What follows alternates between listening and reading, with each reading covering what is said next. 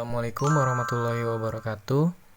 Sebelum memulai kelas, Bapak ucapkan terima kasih kepada kalian semua yang sudah menyempatkan waktunya untuk hadir pada kesempatan kali ini dengan membahas topik mengenai pengaruh peradaban kuno pada masyarakat Indonesia.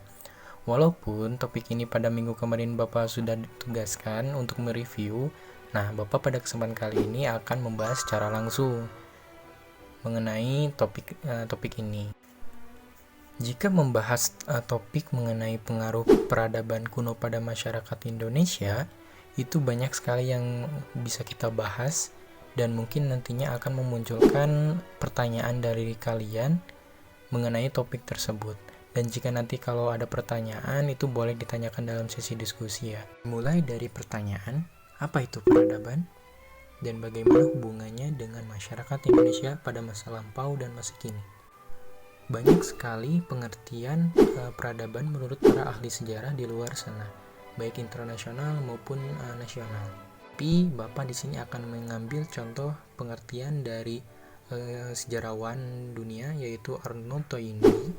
Beliau mengumumkakan bahwa peradaban adalah suatu kebudayaan yang sudah meraih taraf perkembangan teknologi yang lebih tinggi. Nah, biasanya suatu peradaban ini terbentuk karena adanya tantangan dari lingkungan masyarakat itu sendiri. Ketika misalkan Bapak ngambil contoh, ketika ada sebuah masyarakat yang mendiami suatu tempat dan tempat tersebut sangat rawan sekali untuk banjir misalkan. Masyarakat tersebut pasti memikirkan solusi dari masalah tersebut.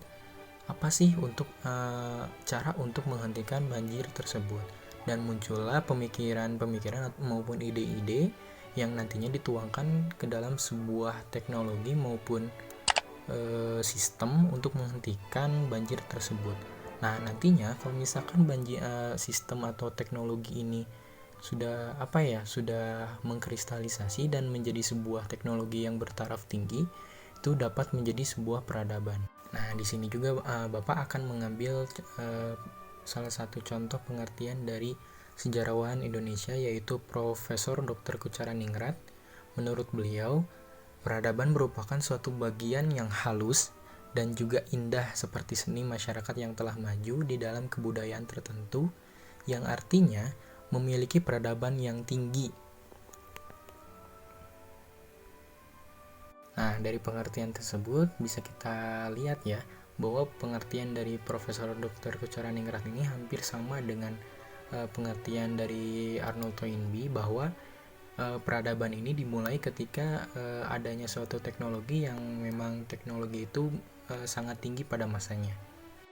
Adapun di sini pengertian menurut Kamus Besar Bahasa Indonesia, peradaban adalah kemajuan dari kecerdasan, kebudayaan lahir batin ataupun hal yang menyangkut sopan santun, budi bahasa serta kebudayaan dari suatu bangsa. Nah, pengertian dari KBBI ini Bapak rasa itu sangat komplit ya dari pengertian-pengertian sebelumnya yang saling melengkapi lah untuk menambah wawasan kalian mengenai sebuah pengertian dari peradaban itu sendiri. Dan bagaimana sih hubungannya dengan masyarakat Indonesia pada masa kuno dan masa sekarang? Nah, itu pertanyaan untuk kalian ya. Nanti kalian boleh cari sendiri mengenai pertanyaan tersebut. Oke, selanjutnya kita akan membahas mengenai kapan sih Indonesia kontak dengan peradaban luar. Sebenarnya di Indonesia sendiri itu sebelum kontak dengan peradaban luar itu sudah memulai sebuah peradaban, di mana pada saat itu para ahli arkeologi dan sejarawan Indonesia memperkirakan bahwa pada abad keempat Masehi bangsa Indonesia sudah mengenal aksara, dan dibuktikan dengan ditemukannya prasasti Yupa yang beraksara Palawa di Kalimantan Timur milik kerajaan Kutai Kartanegara. Nah, penemuan situs arkeologi ini merupakan salah satu bukti bahwa Indonesia telah memiliki jejak peradaban yang panjang. Bahkan belum termasuk penemuan naskah Nusantara yang tersebar hampir di seluruh wilayah Nusantara. Nah, di sisi lain, kapan sih Indonesia mulai kontak dengan bangsa lain atau peradaban dari luar? Bila dilihat dari letak Indonesia, merupakan jembatan penghubung yang terletak di tengah-tengah dua negara besar yang merupakan sentral perekonomian Asia, yaitu India dan Cina pada saat itu. Karena banyak juga barang-barang dari Eropa itu dikirim dari India dan Cina. Hubungan India dan Cina terjadi jauh sebelum abad 5 Masehi. Bukti-bukti adanya hubungan India-Indonesia tidak begitu banyak. India sejak sebelum Tarikh Masehi telah mengenal tulisan dan telah mengenal sistem kerajaan. Mestinya terdapat peninggalan sejarah yang merekam hubungan India-Indonesia secara jelas, namun ternyata tidak ditemukan dengan lengkap. Nah, mengapa sih India sebelum Tarikh Masehi mereka sudah mengenal sebuah sistem penulisan? Karena memang salah satu di India itu terdapat salah satu peradaban juga, bisa kita ketahui itu peradaban Sungai Indus maupun Mohenjo-daro dan Harappa. Jadi sebetulnya kontak Indonesia dengan peradaban dari luar itu sudah terjalin dari sejak dahulu dengan adanya kegiatan atau proses perdagangan yang terjadi pada masa itu. Nah, mengapa sih peradaban dari luar itu sangat berpengaruh pada masyarakat Indonesia pada masa dahulu maupun masa sekarang? Karena memang pada dasarnya suatu peradaban itu masuk tidak lain itu ketika terjadi komunikasi di antara dua belah bangsa. Salah satu contohnya misalkan masyarakat Indonesia dengan berkomunikasi dengan masyarakat India pada saat itu yang sedang melakukan perdagangan. Nah, perdagangan ini bisa terjadi di dermaga-dermaga maupun pasar-pasar yang sudah ada pada sejak itu. Nah, terkadang komunikasi yang dilakukan antar dua bangsa ini tidak hanya dalam hal perdagangan saja, akan tetapi ada beberapa yang membahas mengenai pengetahuan, kebiasaan mereka, dan teknologi-teknologi yang dimiliki mereka. Seperti hanya yang kita ketahui, banyak juga kerajaan-kerajaan Indonesia itu yang memiliki teknologi dalam hal perkapalan. Nah, dalam perkapalan ini mereka dapatkan ketika mereka berkomunikasi dengan bangsa lain yang sudah melakukan perdagangan sudah sejak zaman dahulu, sudah lama gitu. Nah, mereka dapatkan pengetahuan ini dan adopsilah pengetahuan tersebut untuk menjalin kehidupan mereka di suatu kerajaan maupun suatu masyarakat adat seperti itu. Nah, masuknya peradaban dari luar ini sangat berpengaruh pada masyarakat Indonesia. Salah satunya peradaban-peradaban kuno yang ada di dunia seperti Mesopotamia, peradaban Sungai Indus, peradaban yang ada di Cina, peradaban Mesir atau lembah Sungai Nil, dan peradaban Romawi kuno dan Yunani kuno. Nah, peradaban-peradaban kuno ini sangat berpengaruh pada kehidupan masyarakat Indonesia pada zaman dahulu. Nah, Bapak di sini akan menjelaskan apa saja sih pengaruh dari peradaban-peradaban kuno terhadap masyarakat Indonesia. Kita mulai dari peradaban Mesopotamia saja. Pengaruh peradaban Mesopotamia terhadap kebudayaan dan seluruh aspek kehidupan bangsa Indonesia, diantaranya ada upacara baptis dan menyalakan lilin masuk ke dalam ajaran Nasrani dan digunakan oleh umat Kristen Indonesia. Yang kedua, kepercayaan pada singa, jadi-jadian, dan serigala jadi-jadian berasal dari kepercayaan bangsa Assyria, karena memang pada zaman dahulu masih banyak mitos-mitosnya. Yang selanjutnya, adanya kepercayaan angka 17 dan 13 berasal dari ajaran agama Punisia sebagai angka keberuntungan dan angka sial. Jadi sudah kenal angka keberuntungan pada saat itu. Nah, mungkin pengaruh yang diberikan oleh peradaban Mesopotamia ini lebih bersifat religius ya, karena banyak pengaruh-pengaruh yang diberikan peradaban Mesopotamia terhadap masyarakat Indonesia itu bersifat keagamaan, seperti yang tadi upacara baptis, terus kepercayaan pada singa-singa jadian, kepercayaan pada angka sial dan angka keberuntungan. Yang paling menarik di sini upacara baptis yang dianut oleh Kristen Indonesia pada masa kini. Karena memang pada zaman dahulu itu merasa bahwa agama ini merupakan sesuatu hal yang sangat sensitif. Jadi kalau misalkan ada suatu orang atau seorang yang ingin menganut agama Nasrani, pada saat itu harus melalui sebuah ritual tersendiri untuk memasuki agama tersebut, karena mereka merasa harus dibersihkan dari yang asalnya mereka mungkin kotor dan lain-lain.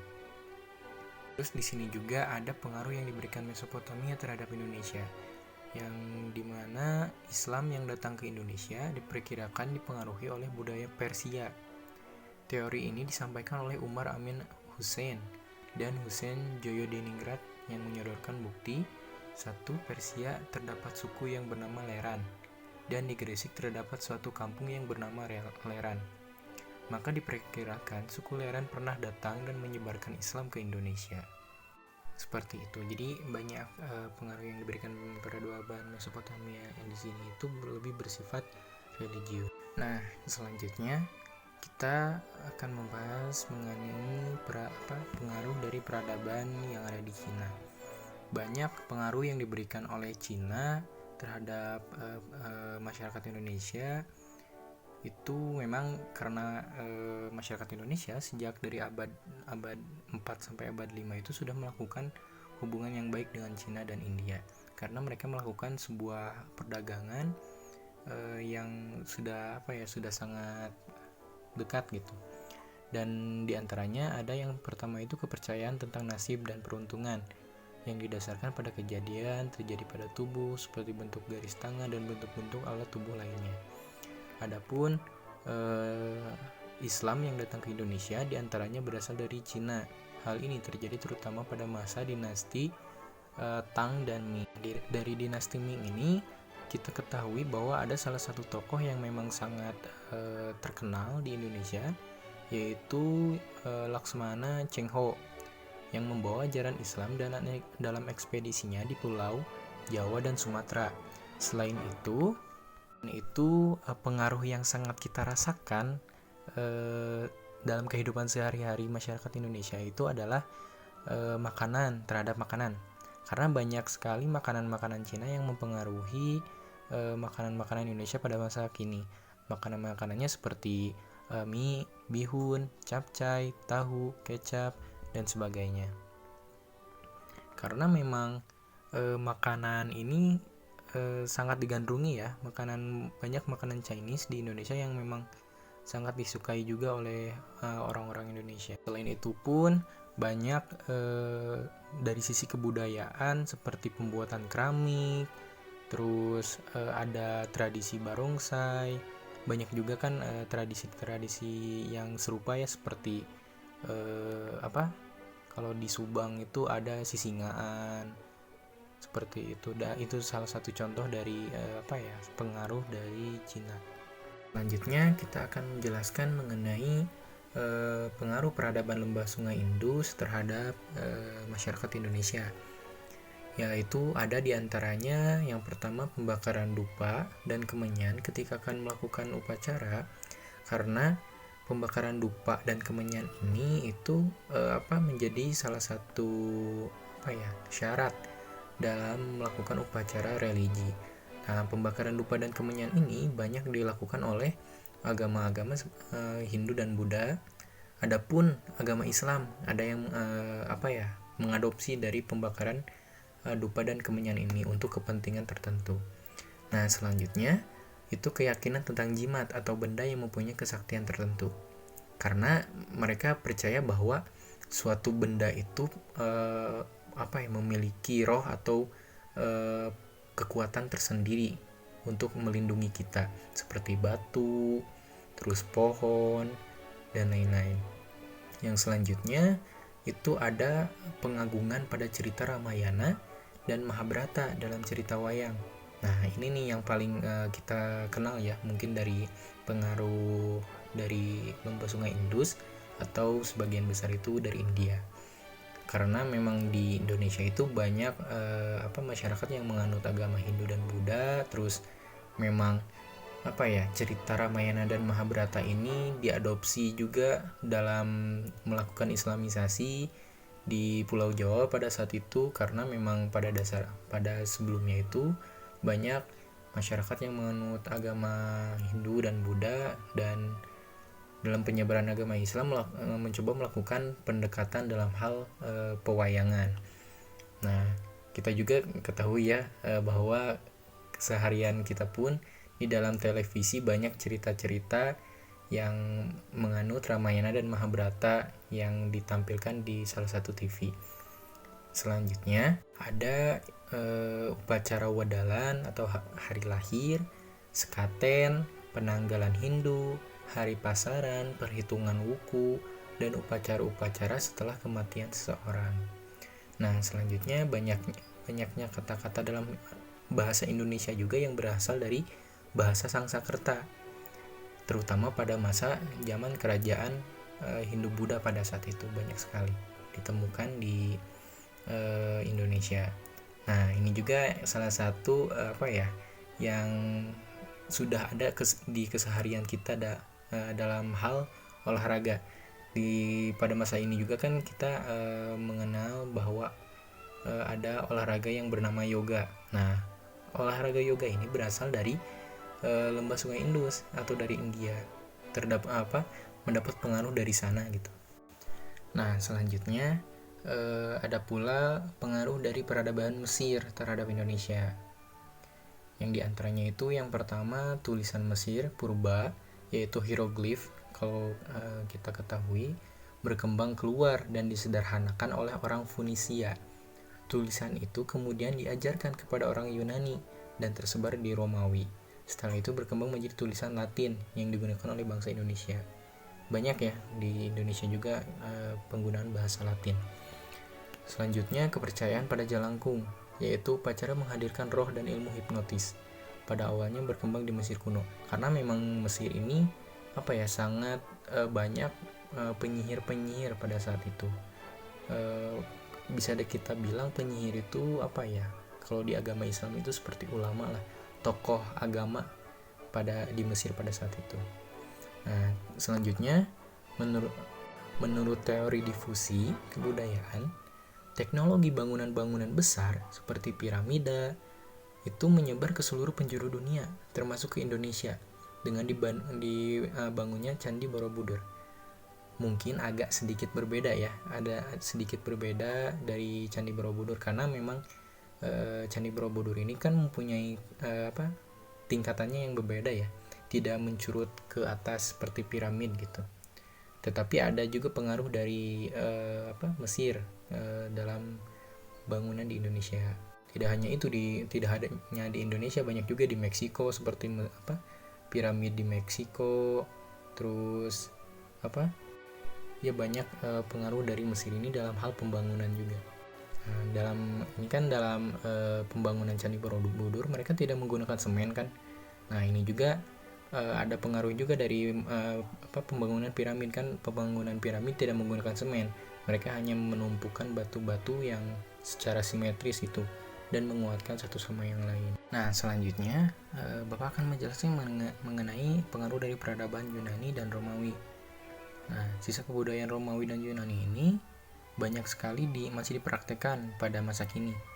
Yang pertama itu penggunaan istilah-istilah dalam astronomi dan astrologi seperti nama-nama planet dan bintang seperti Cancer, Virgo, Libra masih digunakan dalam masa sekarang kan.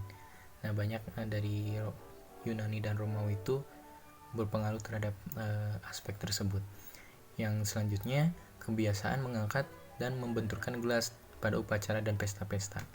Karena memang di Yunani dan Romawi ini mereka sering mengadakan pesta ya, selebrasi. Terutama Romawi karena mereka kan sering melakukan perang, dan ketika mereka menang dalam perang tersebut mereka melakukan pesta perayaan. Selanjutnya itu ada peringatan atau pesta olahraga Olimpiade, karena pesta Olimpiade ini secara historis memang dari Yunani dan Romawi pada saat itu, terutama dalam hal maraton pada saat itu. Ada sisi historis dari maraton tersebut dan menjadikan sebuah peringatan hari olahraga pada masa kini. Nah, selanjutnya itu ada sistem kenegaraan yang menggunakan sistem demokrasi. Karena memang bisa dibilang Romawi dan Yunani ini menjadi inisiator atau mereka yang menemukan dari sistem pemerintahan demokrasi ini. Nah, mereka juga memiliki dalam sistemnya itu seperti parlemen dan lain-lain dan dewan-dewan. Nah, itulah pengaruh-pengaruh dari peradaban kuno terhadap masyarakat Indonesia. Jadi kita sebagai masyarakat Indonesia itu tidak hanya menjalani misalkan suatu hidup tuh harus tahu gitu apa yang kita jalani itu memiliki sisi historis seperti makanan, kebudayaan, dari segi bangunan dan lain-lain itu memiliki pengaruh dari peradaban kuno juga. Setelah pemaparan Bapak tadi mengenai pengaruh peradaban kuno terhadap masyarakat Indonesia, gimana nih? Kalian sudah mulai ada informasi, ada pengetahuan baru mengenai pengaruh-pengaruh dari peradaban kuno gitu. Contoh halnya misalkan dalam hal keseharian, dalam hal makanan. Kita makan ini tuh berasal dari sini gitu. Jadi tahu juga dari sisi historis dari suatu makanan, suatu kebudayaan gitu. Jadi sebenarnya segala hal sesuatu itu pasti memiliki pengaruh dari orang lain maupun aspek ataupun bangsa lain seperti itu. Karena memang Indonesia itu secara letak geografis kan sangat strategis gitu ya, baik dalam jalur laut maupun jalur darat. Pada masanya memang Indonesia itu menjadi salah satu daerah yang menjadi pusat perhatian dunia juga gitu, terutama pada masa-masa masuk ke awal masa kolonial ketika Belanda dan Portugis masuk ke Indonesia. Itu banyak sekali pengaruh yang mereka berikan terhadap masyarakat Indonesia.